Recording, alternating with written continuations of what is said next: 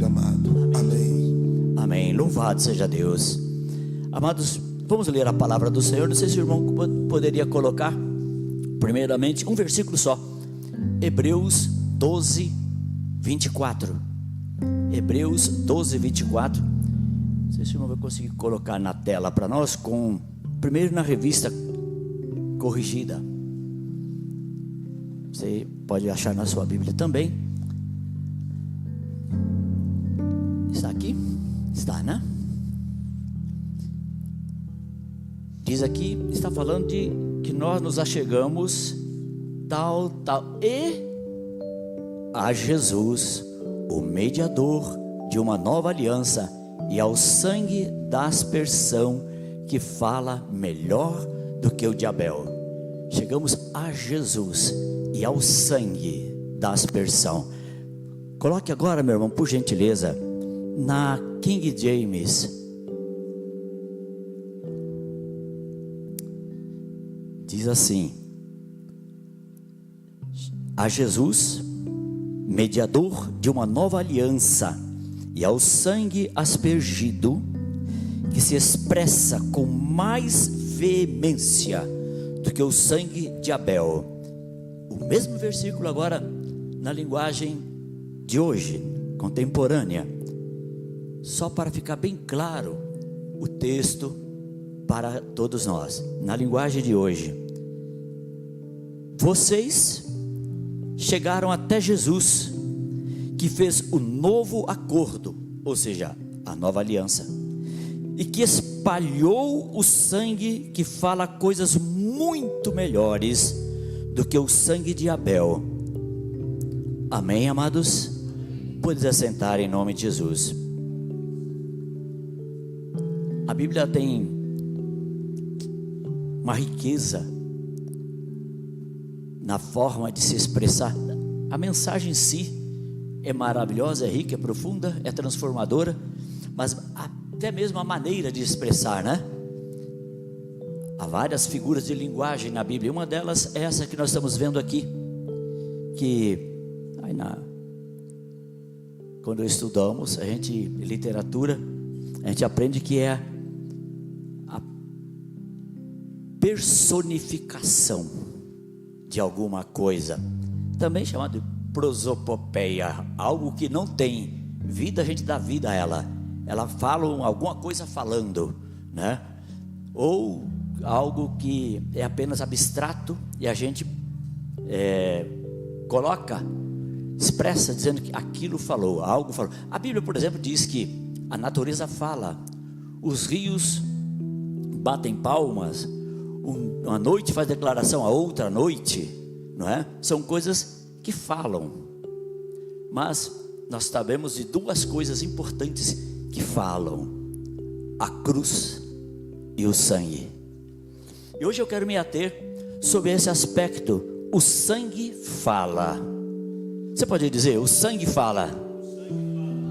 Mais alto um pouquinho. O sangue fala. Nesse texto claramente vemos isso, e é algo surpreendente, o sangue falar. Mas o que o sangue de Jesus e o sangue de Abel, segundo nós vemos aqui, estão a falar?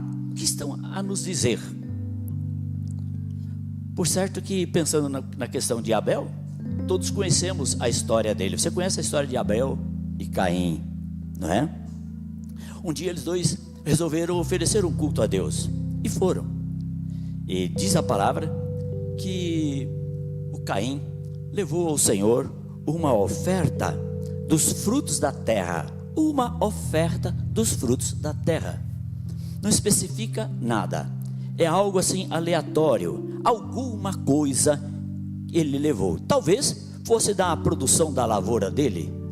Algo ele levou, e isso aponta, principalmente se é da lavoura dele, aponta para o esforço próprio, para o esforço do homem. Ele levou algo dele, produzido por ele, possivelmente.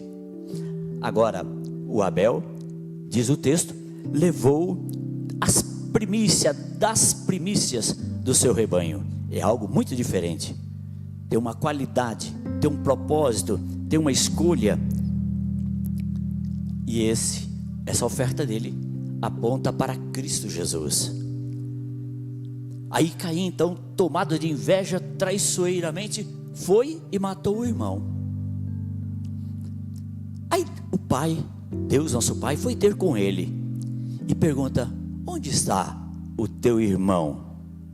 E ele respondeu: eu não sei. Acaso eu sou tutor do meu irmão? E disse Deus: que fizeste? A voz do sangue de teu irmão clama da terra a mim. Gênesis 4, 9 e 10. Então, o que você acha, irmão, que o sangue de Abel estava clamando diante de Deus? O que estava clamando? É perceptível. Ele clamava por justiça. Ele clamava por vingança. Seu sangue havia sido derramado. E é isso que esse sangue clama. No Velho Testamento, a questão da justiça é muito séria. Está em toda a Bíblia, mas aqui ela está em destaque. Quando alguém derramava sangue, deveria ter o sangue dele também derramado. Matou, morre. Simples assim.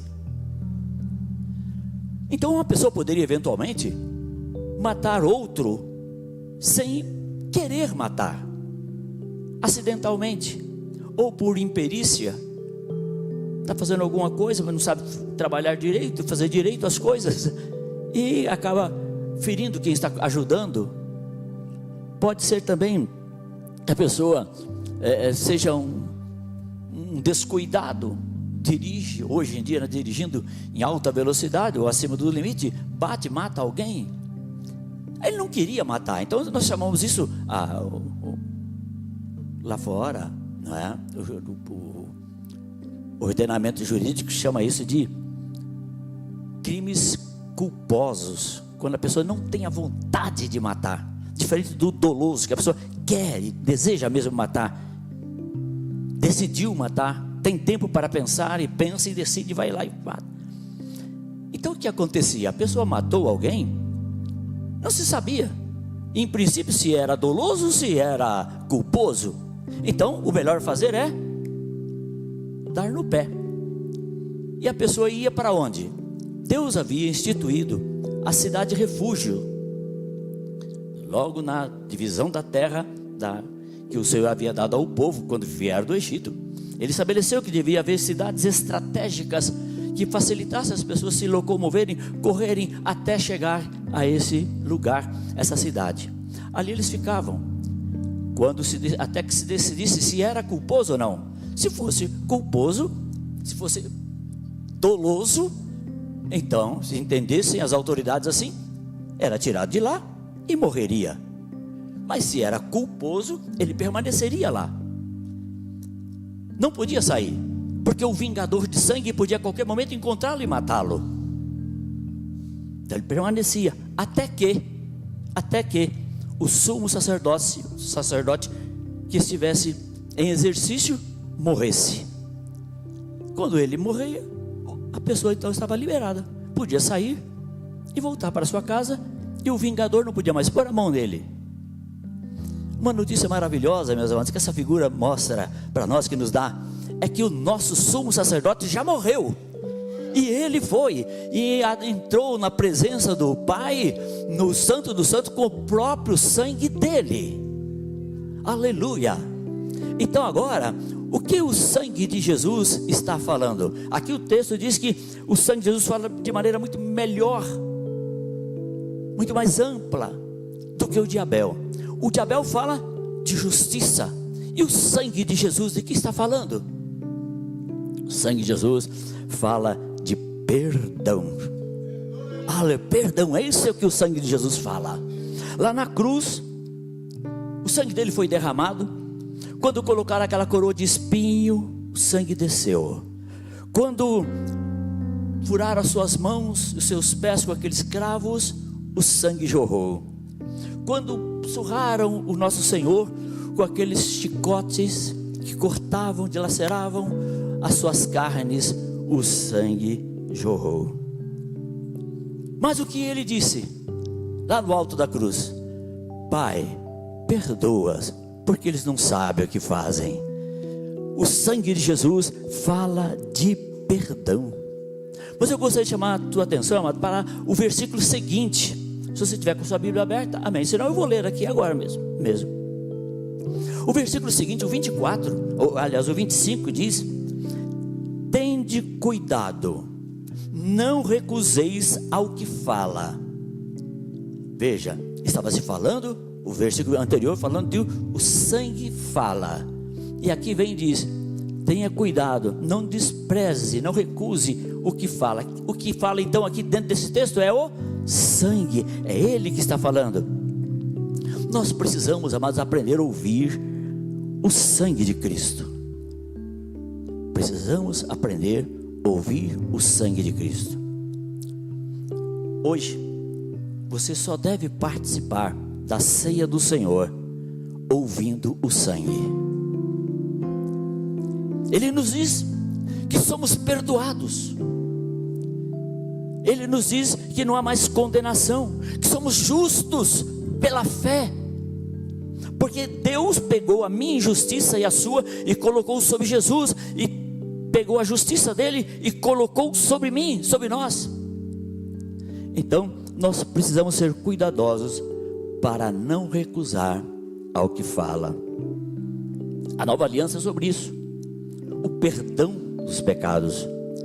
Muitos acham que isso é muito básico, muito elementar para se estar falando, que devemos cavucar mais nas escrituras, falar coisas mais diferentes, coisas minúcias de algum texto que nós devemos trazer, alguma curiosidade, alguma coisa assim. Muitas vezes falamos até coisas que fogem do foco principal das escrituras, que fogem do foco da palavra de Deus e do propósito de Deus, que é a salvação mediante o perdão dos pecados pelo sangue de Jesus.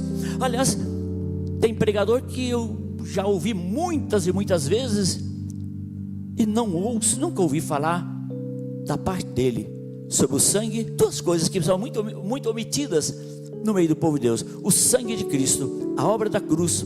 A gente começa a procurar textos que divagam. Todos os textos devem nos levar à cruz. Toda mensagem deve nos levar à cruz. Mas não ficar apenas nas curiosidades. Não devemos nos prender à erudição e ao conhecimento intelectual. Essa é uma coisa que a igreja tem deixado muito de lado. Os pregadores, a fala do poder do sangue para remir pecado. Até falando do poder do sangue para expulsar demônios. O camarada está opresso, fala: o sangue de Jesus tem poder. A pessoa está doente, o sangue de Jesus tem poder. Mas quanto falamos do poder do sangue para remir, para resgatar, tem diminuído muito. E a outra coisa é quanto à volta de Jesus, que aqueles que foram remidos e lavados no sangue anseiam tanto, desejam tanto. São debates teológicos que não trazem vida. Paulo então advertiu, escreveu para Timóteo e para Tito. Em Tito 3,9 ele diz: evita a discussão de tolas genealogias, contendas e debates sobre a lei, porque são infrutíferos e inúteis. Em Timóteo 1,4: nem se ocupem com fábulas, genealogias intermináveis, que produzem antes discussão que edificação para com Deus que se funda na fé. 2 Timóteo 2,23: e rejeite as questões tolas e insensatas, sabendo que produzem contendas. Amado, o tema do perdão não é algo trivial, não é algo como alguns dizem, é assunto para se falar para novos convertidos. Perdão é para falar para aqueles que estão chegando agora. Devemos procurar coisas mais substanciais. O perdão dos pecados, meus amados, é fundamental para você que é novo de fé, para mim também, essa consciência, essa lembrança, todos os dias. Porque se eu não tenho consciência disso, de que estou perdoado por Cristo Jesus, se isso não está bem vivo no meu coração, todos os dias, a tendência é esfriar, A tendência é afastar-me dessa convicção e ficar cheio de acusação. O inimigo vem e coloca acusação na sua mente, no seu ser, para te afastar ainda mais de Deus. Ouça o que o sangue está falando nessa manhã. E ele diz que você está perdoado. O sangue diz que Jesus já levou os seus pecados. E Jesus vem e diz para você: vai então e não peques mais. Simples assim. O sangue está dizendo: você está perdoado. Aí o Senhor vem e diz: ok, agora não peques mais. Mas e se eu pecar, Senhor? E se eu pecar? Quantas vezes me esforcei para não pecar e pequei? Ele vem e fala com você, está falando ao seu coração. Você que está preocupado quanto a maneira de tomar a ceia hoje, Ele está falando a você neste momento: filhinhos, não pequeis. Porém, se pecardes, tendes um advogado para com Deus, Jesus Cristo o justo. Aleluias. Não tem por que você não participar da mesa do Senhor. Aleluias. O perdão dos pecados é o centro do Evangelho. O Evangelho significa boas novas. As boas novas são essas: você está perdoado, você foi feito filho de Deus, não há mais condenação para quem está em Cristo Jesus. Todos precisam saber disso e lembrar disso, para que vivem plena liberdade em Cristo. Não sei se eu falei para vocês a história, se eu não falei também, vocês já devem ter visto a história daquele soldado japonês que da Segunda Guerra Mundial, que estava nas Filipinas, e o pelotão que ele fazia parte foi alcançado pelos inimigos, e ele desesperadamente fugiu, entrou pela mata, e lá ele foi ficando, eu não sou certo agora se 40 ou 50 anos, lá no mato. O Japão foi destruído, depois reconstruído pelo plano Marshall, americano. Já eram agora uma potência mundial, em termos de riqueza, em termos de tecnologia e tudo mais, e ele vivendo ainda comendo lagarta e algumas folhas, talvez alguma coisa desse tipo, que deveria comer lá no mato. Por quê? Porque ele não sabia que a guerra tinha terminado. Meu amado, hoje o Senhor está dizendo para você: terminou a batalha, na cruz a batalha foi terminada, Jesus já venceu, aleluias, e Ele arrancou o domínio de Satanás e o poder do pecado sobre a tua vida, aleluias, de maneira que quando você peca, já não é mais uma questão de natureza, você agora tem a natureza de Cristo, então o pecado agora é algo acidental na tua vida. Há poder no sangue de Jesus, como houve no começo, continuará sempre havendo poder no sangue do Senhor sobre a tua vida. Você está debaixo do sangue do Cordeiro, aleluias, louvado seja o Senhor. Isso é motivo de alegria, de júbilo, de aplaudir o Senhor. Pode aplaudir o Senhor pelo poder do sangue dele na tua vida, meu irmão, na minha vida. Louvado seja o Senhor, aleluia, glórias a Jesus, aleluia. O Senhor nos mandou celebrar a ceia dele, a ceia do Senhor,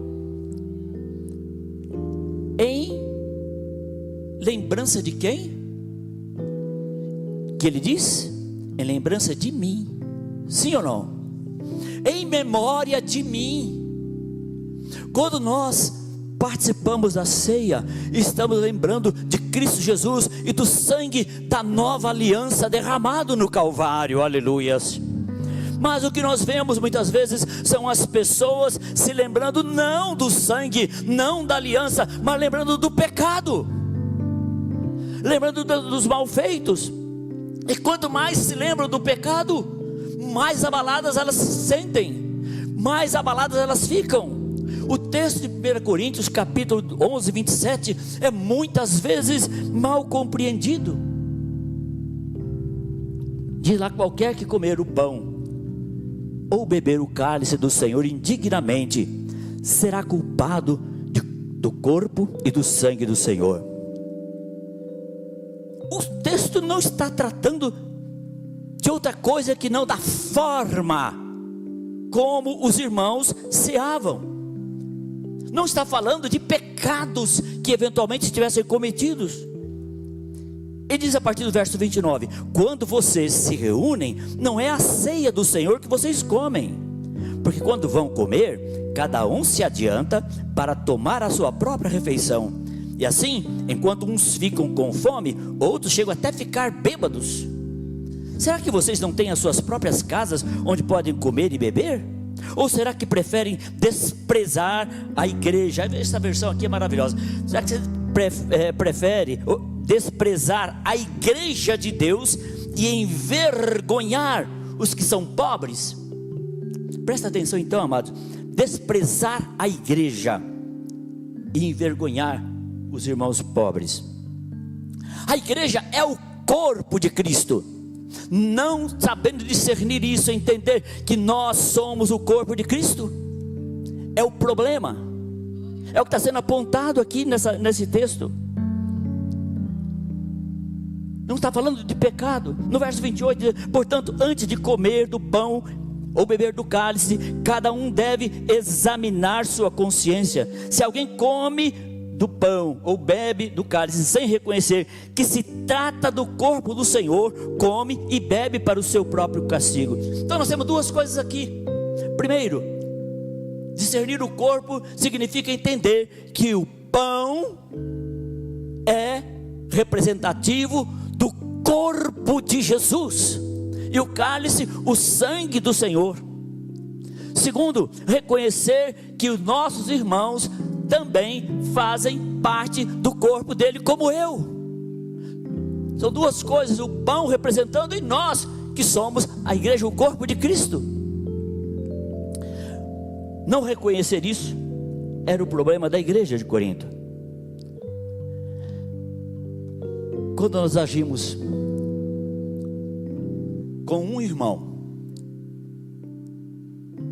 de maneira errada, agimos mal contra ele, estamos agindo contra nós mesmos. Ninguém em são juízo desrespeita, prejudica a si mesmo, mas muitas vezes ocorre. Então é preciso discernir que somos todos um corpo só. Precisamos ter essa certeza. O dedinho do pé é tão parte do corpo quanto a minha mão. Eu preciso cuidar disso. Aleluias, louvado seja o Senhor. Quanto ao corpo humano, nós sabemos que se isolamos uma parte dele, se tirarmos, ele vai se decompor. Mas, meus amados, quando nós, em relação ao corpo de Cristo, quando nós fazemos isso, eu que faço, é que estou me deteriorando, estou me decompondo, porque na verdade quem faz isso está doente. Quem faz isso é quem está doente. Aquele irmão que eu desprezei, que eu machuquei, que eu cortei das minhas relações, da comunhão comigo, ele continua o mesmo diante de Deus. Mas isso está mostrando o meu coração, está mostrando a minha doença, que precisa ser tratada para que haja a restauração. Isso é o que Paulo diz. Por isso é que há entre vós muitos fracos e doentes. Alguém assim parece até muito forte, fala grosso, fala às vezes de maneira dura, mas na verdade é um fraco, é um doente, espiritualmente falando. Eu creio que seja isso que o pastor Eli tem falado entre nós. Não podemos participar da ceia se não respeitarmos, se não considerarmos nossos irmãos como o corpo de Cristo, tal como nós, porque o que eles faziam era isso: um atropelava o outro para tomar a frente e comer o melhor, porque não era apenas um pedaço de pão e um cálice, era uma verdadeira refeição que se fazia na época. Hoje nós não vemos irmãos disputando, correndo para pegar o melhor pedaço de um carneiro, o peito do carneiro. Nós não vemos isso, mas podemos eventualmente estar colocando os outros para trás, outros irmãos para trás, de alguma outra maneira. Então, em resumo, 1 Coríntios 11, 28, a orientação de Paulo é para examinarmos a nós mesmos antes de participar da ceia do Senhor. Isso refere-se principalmente a examinar a maneira como participamos, tocando no discernimento do corpo de Cristo e na atitude comunitária, não apenas em buscar pecados individuais, ainda que, se há e o Espírito Santo aponta, é um momento de conserto também disso, por que não? Também disso. Então aqui a palavra está falando da maneira, é um advérbio que está aqui nesse texto, não é um adjetivo, não é você o indigno, está falando a maneira que é indigna de participar. Quem é digno? Quem é digno? Quem é digno?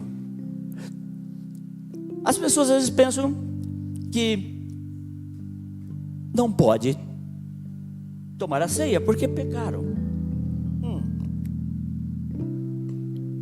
Entre uma ceia e outra, todos nós pecamos.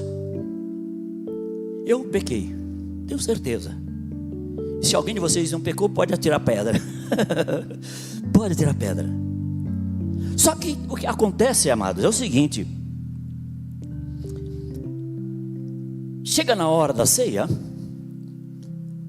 aconteceu isso com uma pessoa falando comigo: pastor, eu pequei, eu posso participar da ceia?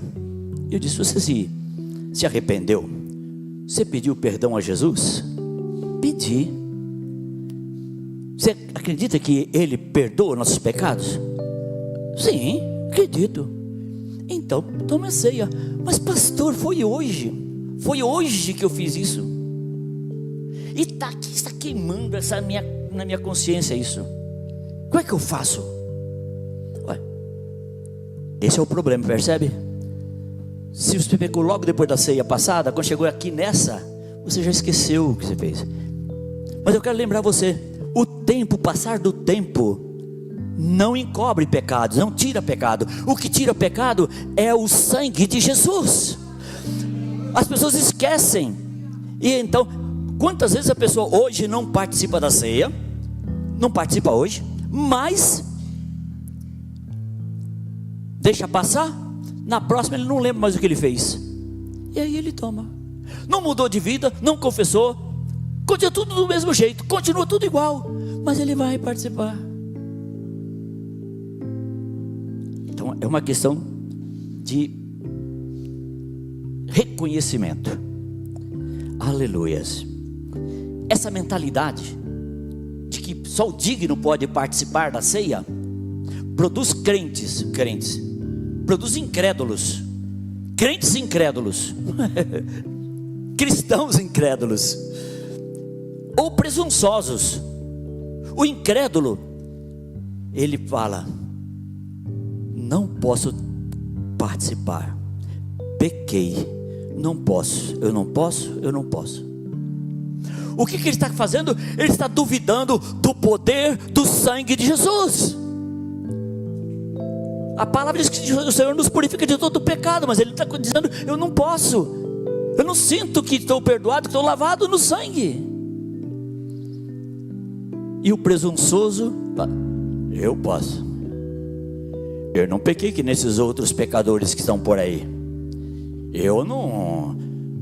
Eu acho que esse irmão deve ser chamado no conselho da igreja, e se for no conselho eu vou ser testemunha contra ele lá, e vou mostrar: ó, esse fez isso, aquilo outro, porque eu posso. Então são dois tipos de crentes perigosos, em situação perigosa. Colossenses 2, 13 e 14 afirma que Deus perdoou todas as nossas ofensas, cancelando a dívida e pregando-a na cruz. Aleluias. Mas o presunçoso acha que é ele. É aquela situação do fariseu. O fariseu lá em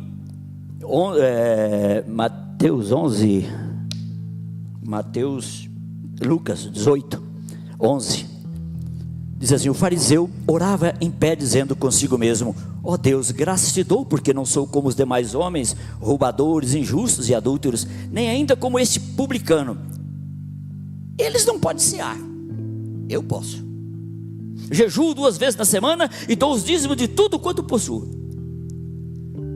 O que a palavra está nos mostrando é para não fixarmos o nosso coração em nós mesmos, porque em nós não há nada de bom.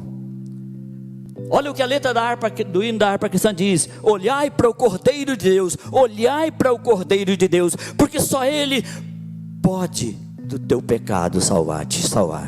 Olhe para o Senhor, não é para você. Olhai para mim, diz o profeta, o Deus através do profeta: olhai para mim e sede salvos. Glórias a Jesus. Aí você me diz: mas pastor, e o meu pecado?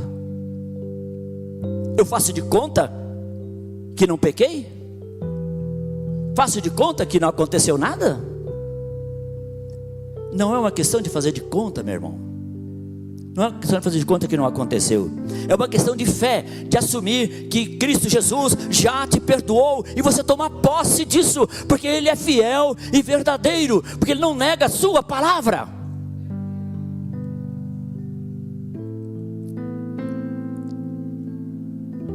Hoje, o Senhor está fazendo-nos pensar no poder do sangue que tem sido relegado, e por isso muitos irmãos têm deixado de participar da ceia,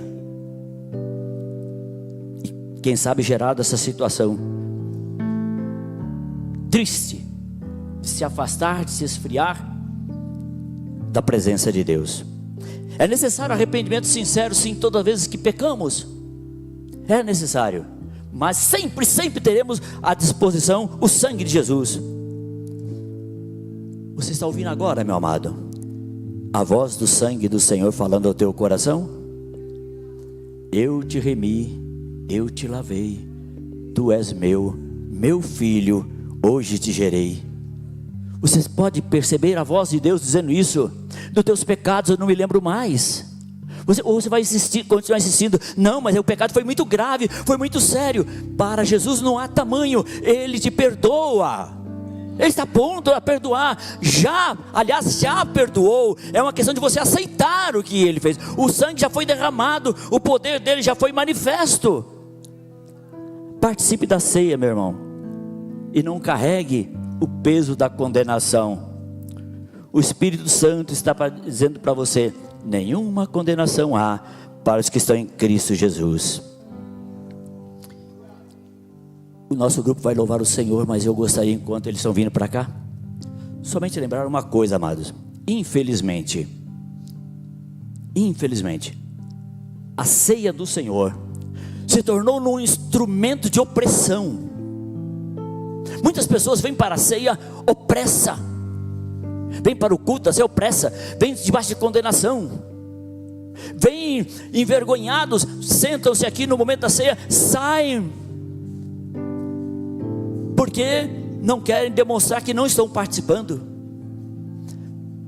Já se viu, já aconteceu quantas vezes, de antes da cerimônia da ceia, fazer-se uma reunião chamada culto de doutrina, onde as pessoas eram apontadas: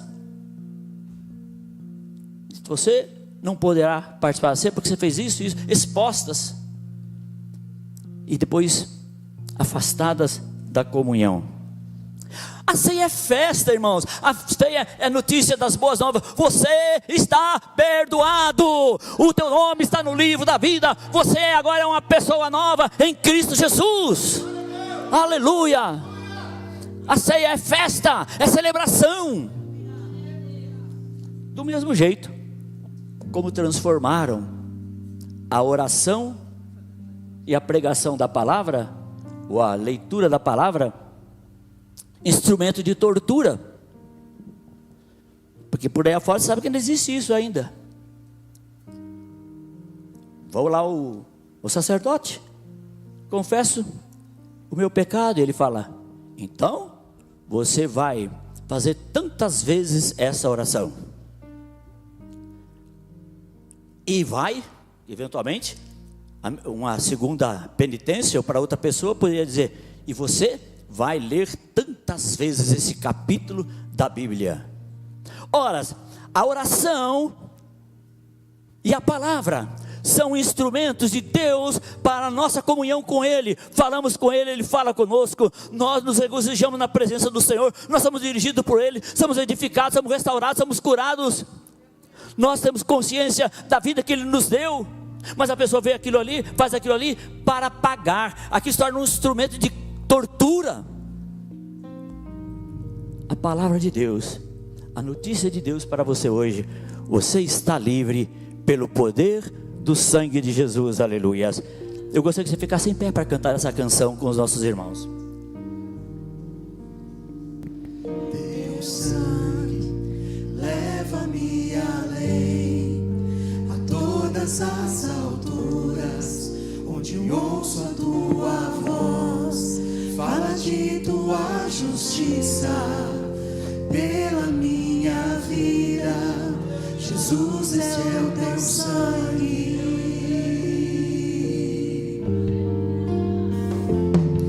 Tua cruz mostra a tua graça, fala do amor do Pai, que prepara para nós um caminho para Ele, onde posso me achegar somente pelo sangue.